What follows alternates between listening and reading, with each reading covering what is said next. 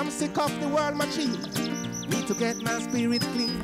Gotta be brave if I wanna be free. Get the water from the roots like a big old tree. Just listen up. We start today. Disposable coffee cups, it sounds like a really little thing, right? And it's not something, I think because they look cardboard, people just assume that they're recyclable, and you think they would, but they've got this like polymer lining, which means they're a nightmare to recycle. There's like 3 recycling plants in the country or something that can do it. So we kind of phased that in by, we started out being like, okay, it's 25p extra if you want to use a disposable cup, please bring your own. Then it was 50p, and then once we kind of started to get that message out and people were used to it, we're like, bam, we don't serve them anymore, you've got to bring a mug. And obviously we hammer that throughout the year so everybody knows that they need to bring that.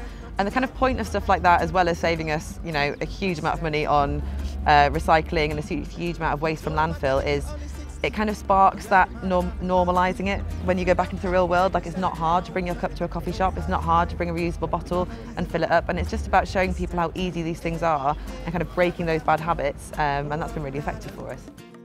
You and me, we need to be living in a natural way.